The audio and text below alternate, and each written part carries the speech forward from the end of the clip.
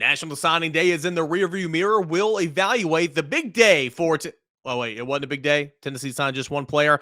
That was expected, but we'll recap everything that was the class of 2022 December as well. Plus, Ramon Foster, VFL and NFL veteran, will join the show in segment 2, and we'll conclude our show getting you ready for tonight's Shrine Bowl. Matthew Butler and Theo Jackson will represent Tennessee. All that and more here on a Thursday Locked On Vols.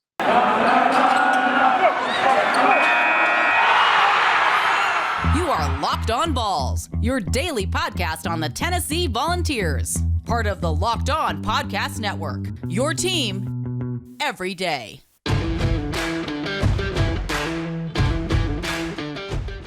What's up, everybody? Welcome into a Thursday edition of Locked On Vols. I'm your host, Eric Cain. Glad to have you guys with me here today. I do radio in Knoxville, Tennessee, at the flagship station for the University of Tennessee. That is 99.1 The Sports Animal. And I am a writer for the VolQuest.com website that is Rivals, covering Tennessee football and recruiting.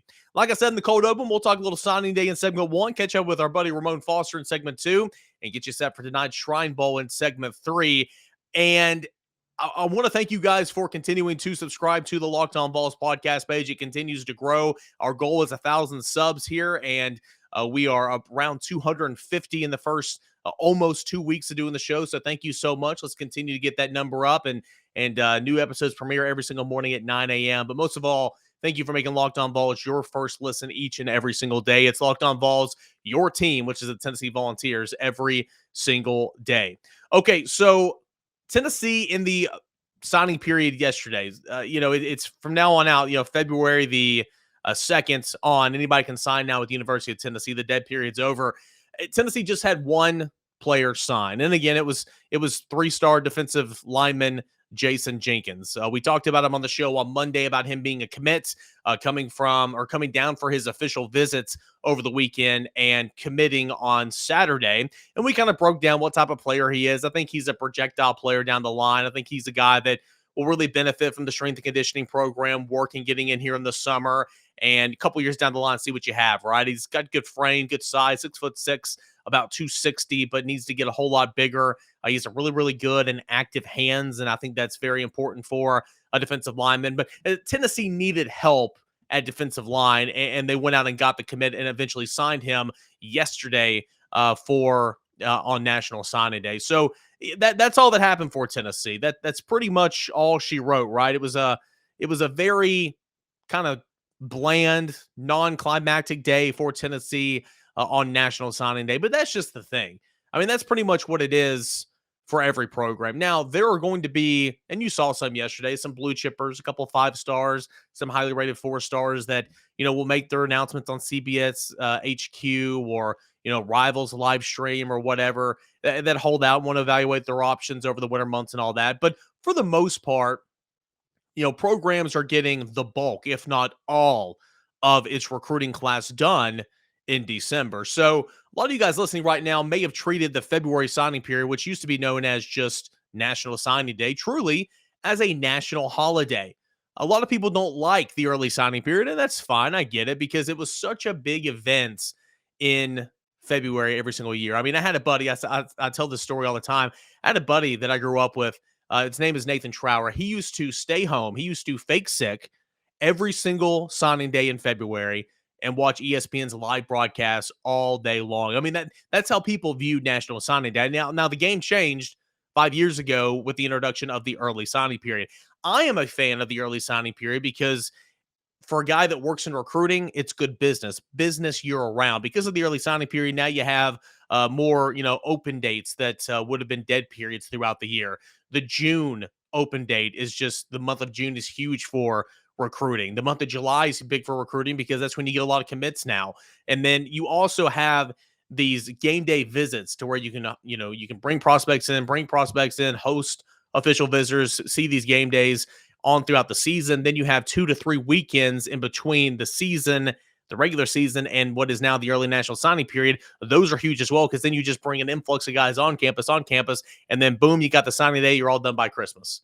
It kind of flows really nicely. So I'm a big fan of that because, again, I work in recruiting. Do I think this is here to stay for the long haul? I have no clue. There's been rumors that National Signing Day will be brought back to what it is. There's been rumors that you'll keep the February signing period where it is, and maybe make a move the early signing period from December to August, because clearly, there's a lot of players that go ahead and make their commitments over the summer to get it over with before their senior football seasons. And so that would kind of benefit these guys, get signed, get all that taken care of. So you're not bothered during your football season. Then the next one would just be in February. I'm not sure what the future holds for in terms of like the recruiting calendar. But for me, I kind of like it the way it is. But my point being, what yesterday was is truly nothing anymore compared to what it once was. And so, a lot of people are just saying, what's Tennessee going to do? What's Tennessee going to do? Well, not a whole lot, my man. I mean, not a whole lot. Sorry, I was reading a text message when I said that. Not a whole lot. They signed one player, and then that's okay because Tennessee did the bulk of its work back in December. So where we stand right now, 21 total signees. All right, 20 of those were signed in December. Tennessee, last we checked at the time of this recording, per Rivals, the publication that I work for, still has a team recruiting ranking of 12th in the country. That is getting it done considering where we all thought this class would be. Tennessee comes in, Alabama's at the top, Texas A&M. A&M is number one in the country on every other publication except for Rivals, where Alabama is. You got Georgia at 3, Ohio State at 4, Texas at 5, Notre Dame at 6, Penn State at 7, Michigan at 8, Oklahoma at 9, Clemson at 10, North Carolina at 11, and then coming in at 12th is Tennessee. Tennessee has 21 total commits, no 5 stars, 7 4 stars, 14 3 stars, and has an average ranking of 3.33. Okay, Tennessee in the SEC is 1, 2, 3, 4, and Kentucky's right behind at 5 and 13th in the country. So, Tennessee, again, those big wins on National Signing Day back in December. You've heard me say it a couple of times. I'll say it again.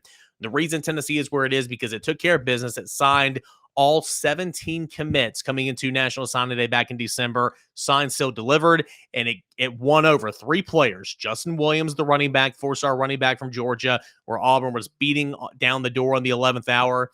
James Pierce, the defensive end pass rusher from Charlotte, North Carolina, to where Tennessee wanted to go ahead and get this done because he thought that everyone thought that he was going to wait until now to sign. And if that were the case, Alabama, Georgia, Florida State, Texas, everybody was going to come calling for him.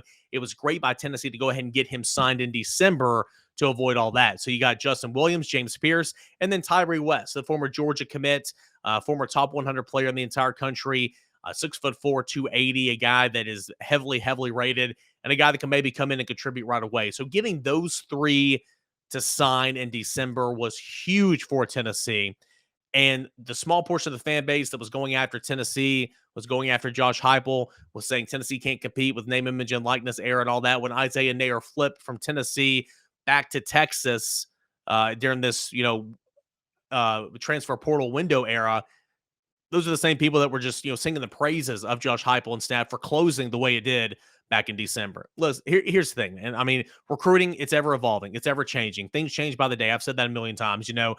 The 24 to 48 hours leading up to National Signing Day in December is wild. I'll just be blunt with you here. Justin Williams was coming to Tennessee for like a month before he signed with Tennessee. Sure, he was a West Virginia commit. Sure, he was taking visits all around the country, but he was coming to Tennessee for that long. About 24 hours before National Signing Day, if you would have asked me, I would have told you he's going to Auburn. But then he changed his mind again later that night. I mean, it's that wild. You hear so many stories about how kids are just so teetering on that line there in the 11th hour. So recruiting's fun. I've really, really grown to enjoy it. I've grown to appreciate it and learn kind of how to go about it.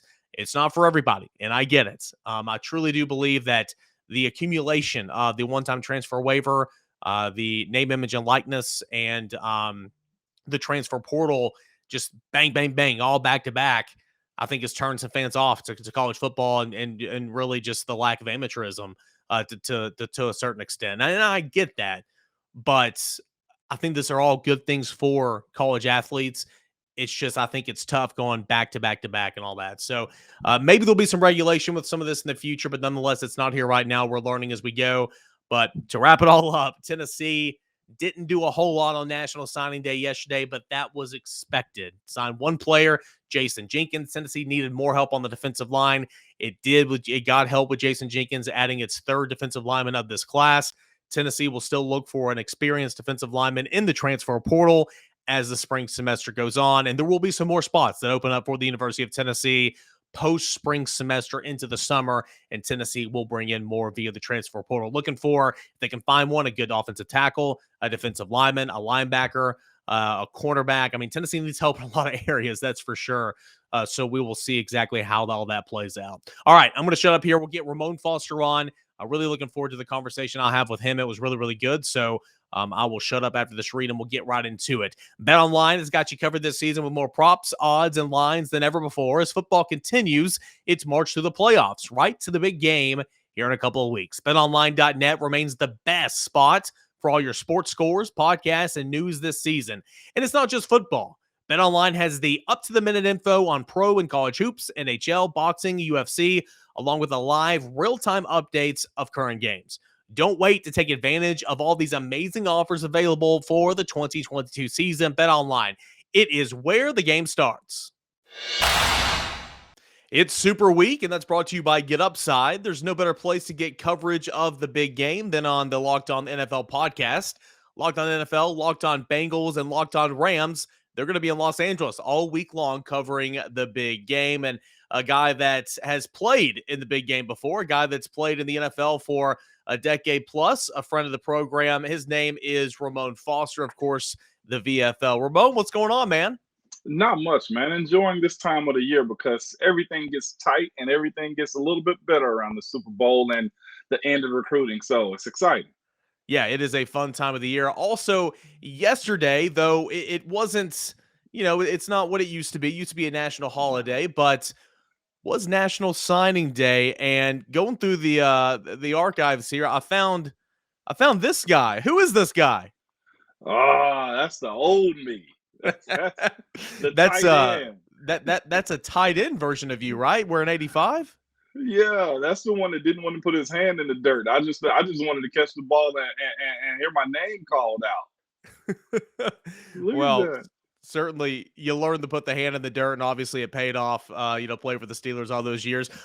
Bringing you on here to the show because you were it's the 1 year anniversary for me hosting this podcast. So kind of trying to recognize that and pat myself on the back, obviously, because if I don't, who else will?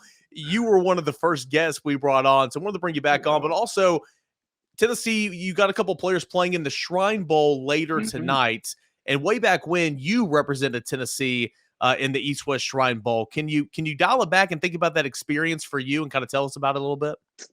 I can, man. It was an eye-opener. It was one of those situations where I was just like, okay, I got to invite, to a Senior Bowl game, a Shriners Bowl game. Of course, everybody wants to, the Senior Bowl game, but I learned a whole lot about the process of it as far as one to the other. And I appreciated the Shriners Bowl too, because it was a lot of still college all-stars to where you got an opportunity to judge yourself against those guys, whether it was defensive linemen that you were going up against or whether it was the offensive linemen that you didn't get a chance to just watch throughout the season. You can say, well, this guy's from Ohio State. Let me see how I stack up against him. This guy's from Illinois. Let me see how I stack up against him. Or it was other SEC schools. I remember offensive lineman being from South Carolina that was there.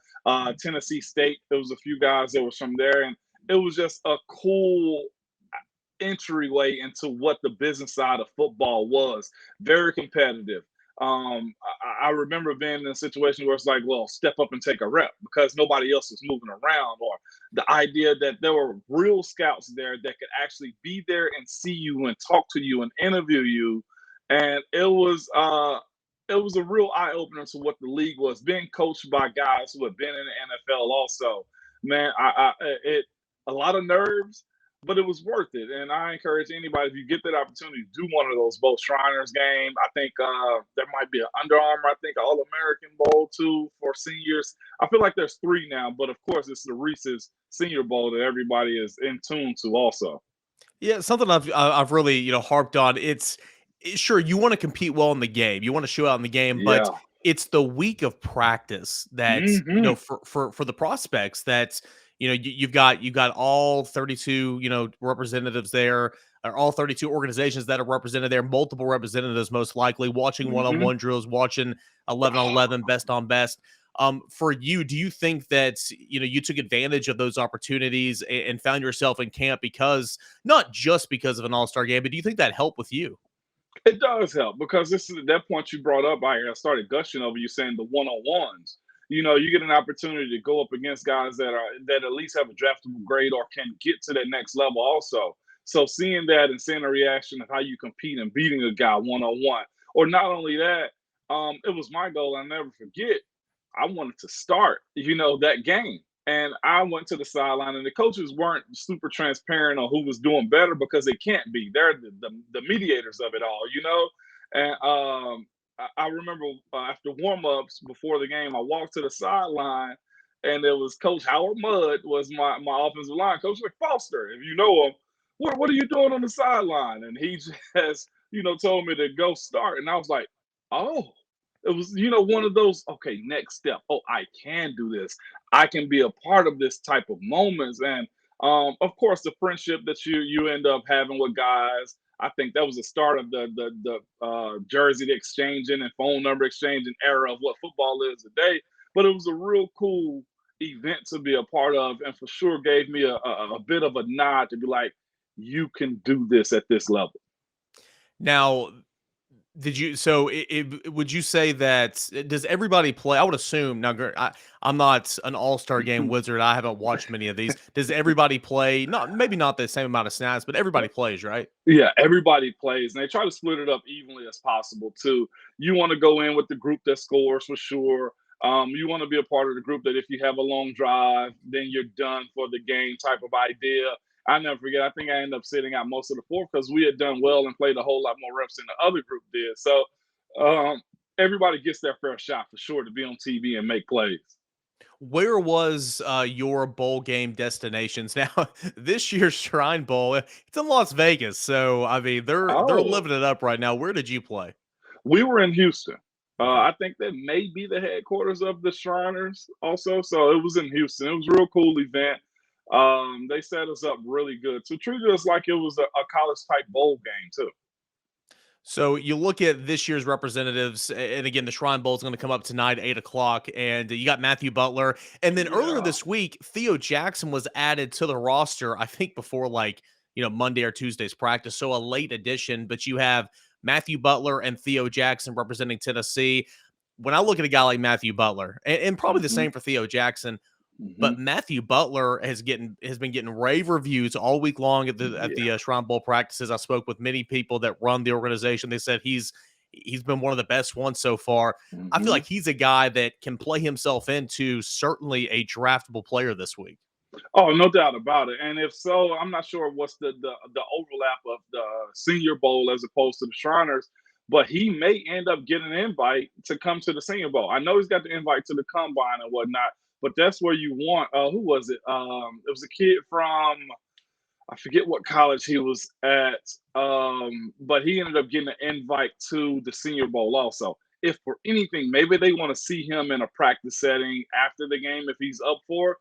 I saw some of his clips this past week, Butler's that is, and I'm thinking to myself, he is murdering offensive line. Yeah. And on the other side of it, I'm cringing. I'm like, stop shooting your hands and let them slap out of the way. That was my coaching sense coming in. But he was working, guys, which is what you want from that. And that's what these games do. You give executives and coaches and position coaches a chance to see you up close, see you in a practice setting. Okay, can he translate that over to the game and what he's done in practice? And that's the beauty of what these, Senior Bowls can do for a guy. You look at some of these notable VFLs that played in the Shrine Bowl. Of course, we're talking with you, Ramon Foster. You were there in 2009. Chris Walker, C-Walk, was there in 2011. Zach Fulton and James Stone, along with Rajon Neal, were there in 2014. You had, and then the recent ones, Justin Coleman was there in 2015. And then the latest one was Dominic Wood-Anderson in 2020. So a nice little collection there. Now, you mentioned the Senior Bowl. It's actually being played on Saturday. And Tennessee does have, of course, a couple of three representatives in Velus Jones, Alante Taylor, and Cade Mays. Let's talk about Cade, obviously an offensive lineman. I think we all maybe thought that, he played so much at Georgia as a true freshman, played a lot as a sophomore. I think we all thought, and this is what you get for assuming, that You'll just move over to Tennessee, have a couple of all SEC seasons, be a first-round draft pick. Life doesn't work out that way, right? I mean, he dealt with so many injuries. He was playing out of position. He's been repping some at center this week in the Reese's Senior Bowl practices. What do you see from Cade, and what could a good week and a good game for him this week do for him? The adjustment of coming from Georgia to Tennessee for sure. Switching systems, everything that Tennessee went through this past year as far as the coaching change, it was probably a little bit of an adjustment period for him. And honestly, it's the aspect that you just got to grow up and figure out what's new. Different training program he had than what he had at Georgia. There's a lot that goes into a guy playing well all the time, too. And what you don't want is you don't want a guy to just have a one-shot high to where it's just like, oh, he did good for 1 year. I think Cade, honestly, having a little bit of a backdrop and being able to finish out the season is probably going to be good for his mental side of the game moving to the NFL, and also just the physical side, too, of what he's capable of. So, moving down to the Senior Bowl and the positions that he's got, there's a little, I guess, saying in the NFL when it comes down to guys that trying to find their way on a roster. The more you can do, the longer you stay around. So him being position flexible, knowing that most times teams only have 7 offensive linemen available on game day, your 5 starters and a guy that can play guard center and a swing tackle. You might get 8 depending on what injuries, if a guy is going into a game with an injury. So him playing center is probably the best thing for him, the ability to be position flexible. This year is going to be a strong draft, I think, as far as offensive linemen go, just in my short looking at who's coming out and what teams need and stuff like that. So the more he can do, the better it's going to be all for him, man. I think just looking at the guy last year, Trey Smith, the availability of him being able to play guard and if you have to in a pinch, put him at tackle. I mean, that I'm sure that played a factor into his career moving forward. So the thing he needs to do this week and moving forward is be real about where you're going to be. Focus on those things and specialize in them, because that same saying of the more you can do, the longer you stay around also means the more you can do, the less you get paid, because the guys that get paid play one position. Yeah.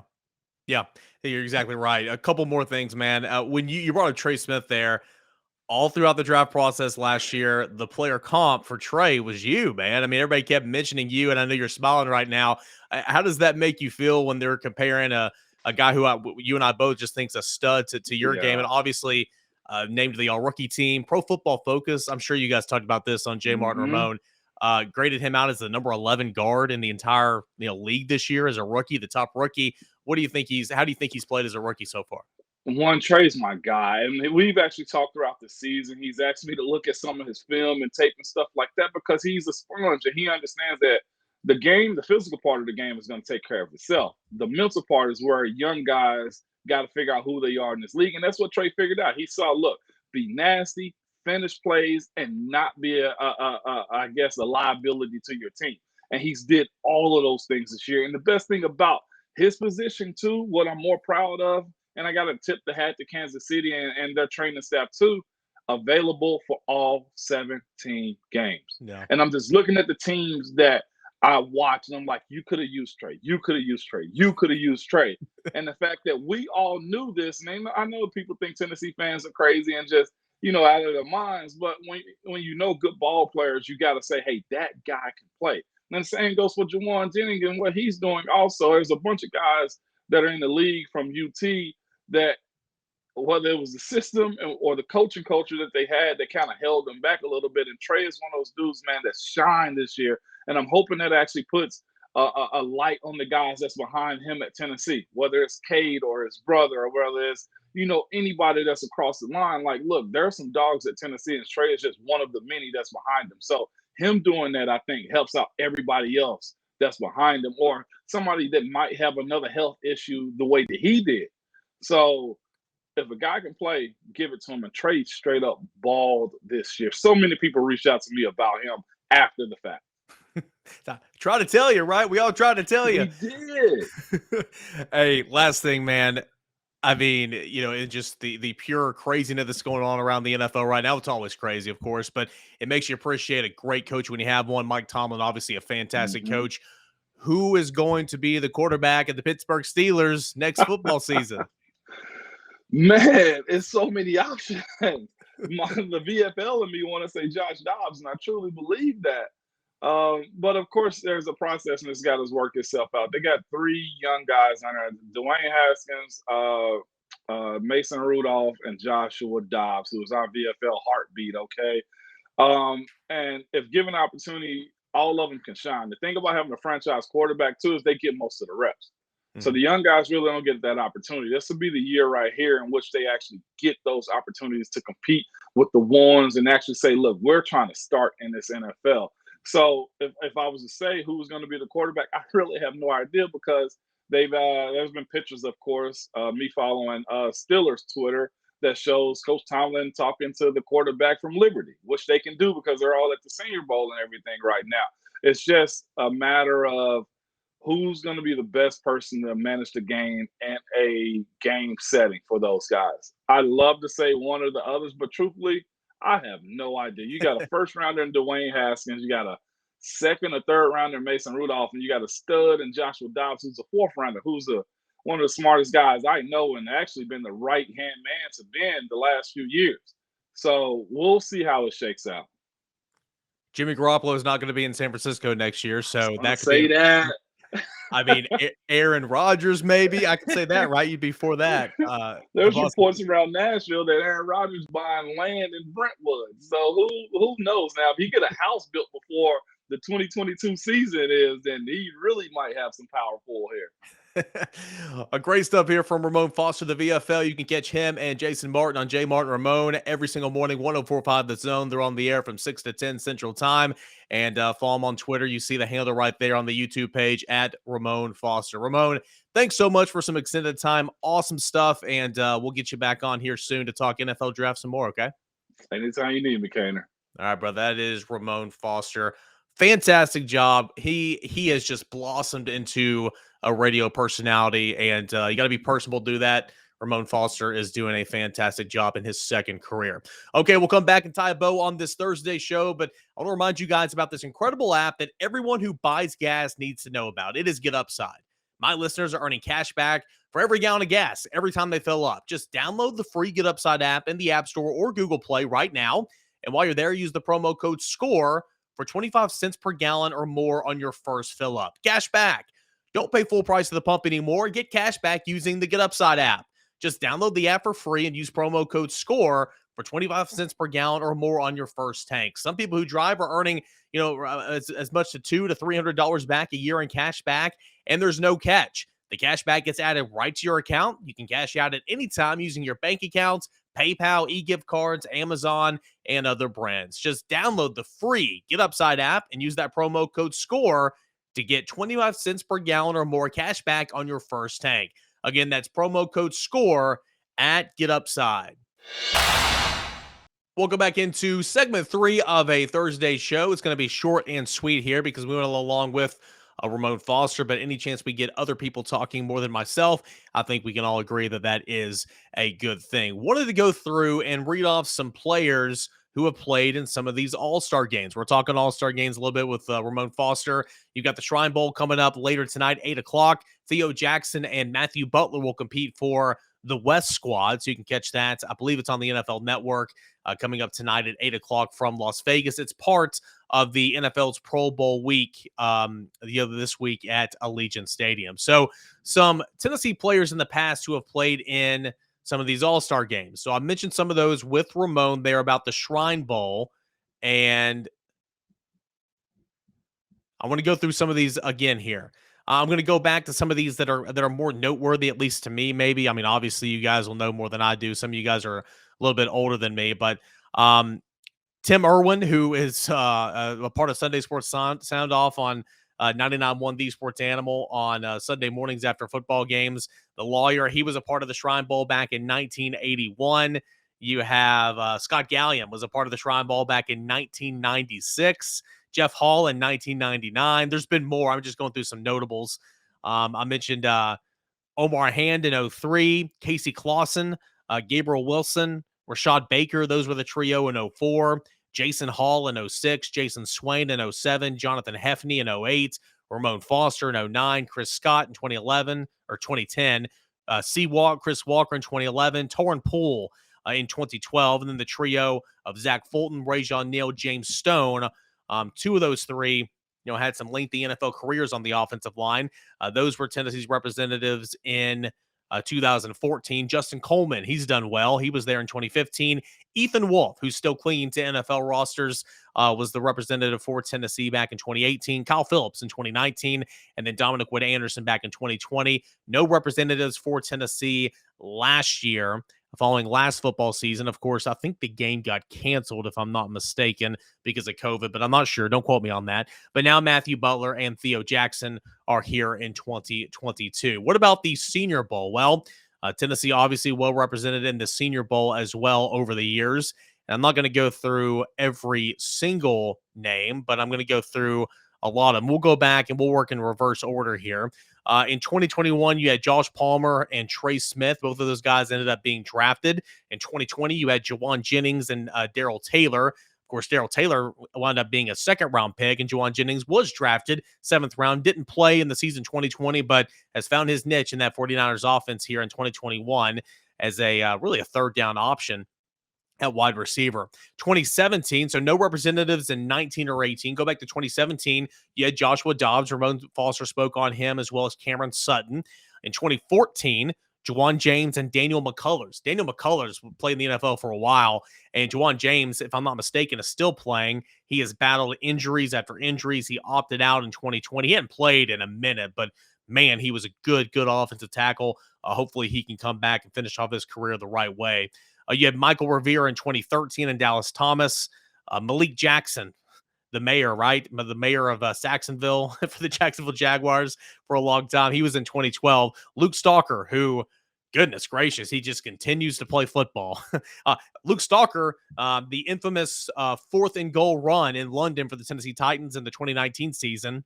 Yeah, that made a whole lot of sense for a guy that had ran the football, hadn't taken a handoff since high school. But the VFL, he was Tennessee's representative at the Senior Bowl in 2011. Morgan Cox, who was consistently an All-Pro and a Pro Bowler as a long snapper. Chris Walker and Dan Williams were with Tennessee in 2010.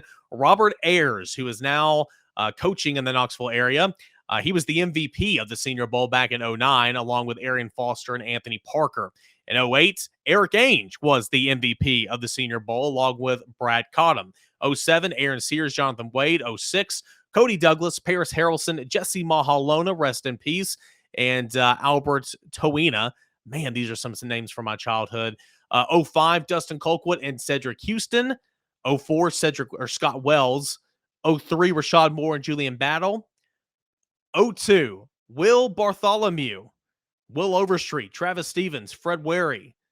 In 2001, you had Cedric Wilson, Eric Westmoreland. In 2000, Chad Clifton, Dwayne Goodrich, T. Martin, Spencer Riley, head coach of your Jefferson County Patriots. You had Darwin Walker. And so, I mean, the list goes on and on and on. So those are just some of the recent ones. Again, the Reese's Senior Bowl is the bowl game. Ramon kind of alluded to. That's the bowl game you want to be in, right? That's the big one. But the Shrine Bowl is older and obviously, just another platform to get your tape shown, to have representative watch you up close and personal, and then it will conclude with the culmination of the game tonight for the Shrine Bowl game at 8 o'clock. And then, of course, the Reese's Senior Bowl will come up Saturday at 2:30 Eastern time. We'll have our guy Zach on from Locked On Auburn. He's been in Mobile all week long. We're going to have him on the show tomorrow to talk about Tennessee perspective from this week in Mobile. So fun show coming up today. I do want to conclude the show by saying it's been my 1 year here hosting Locked On Vols. I didn't want to make a huge deal out of it. I know that I joked around with Ramon about it, but seriously, what Josh Ward did starting this podcast, getting it to where it was, and then so graciously just handing me over the keys, it has been a blast. I have loved every minute of it, hosting this podcast for the last year, and you guys make it worth it. So in short, thank you so much for this year. Let's do a couple more years together, and let's continue growing this podcast so I can stop going back to work at 4:30 every single morning. I kid, I love radio, but still, let's continue growing this podcast. Let's do it together. Thank you so much, and it's been a blast for this year. Thank you so much for making Locked On Vols your first listen. On that note, go check out Locked On Vols on YouTube. Please subscribe and watch. Get those views up. Need all the help there we can get. And you can watch, you can listen to Locked On Vols. Make it your first listen every single morning. Available on every single platform, completely free, wherever you listen to your podcast. Guys, thank you so much. Really appreciate it. It's been a blast here on a Thursday. We'll come back and tie a bow on the week tomorrow. Another episode of Locked On Vols.